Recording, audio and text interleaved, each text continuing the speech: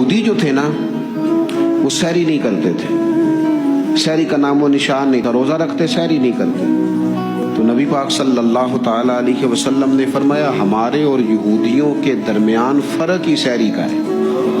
اور نبی پاک صلی اللہ تعالی علیہ وآلہ وسلم نے فرمایا سحری کھایا کرو، سحری کھانے میں برکت ہے.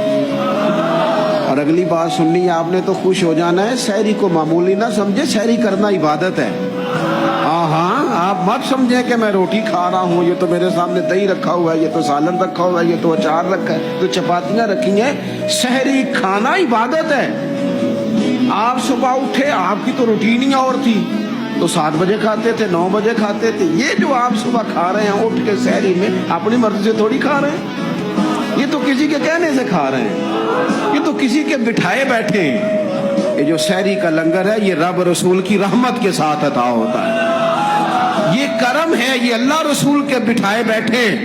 کیا میرے رسول پاک صلی اللہ تعالی علیہ وآلہ وسلم نے بات کھولی ہے، ترغیب و ترہیب میں حدیث ہے. اللہ کرے یہ کبھی چسکا لگ جائے، یہ والا مزہ آ جائے، تو پھر تو گھر میں دسترخوان نہیں بچھا ہوا ہوگا، پھر تو رنگ ہی کوئی اور ہوگا.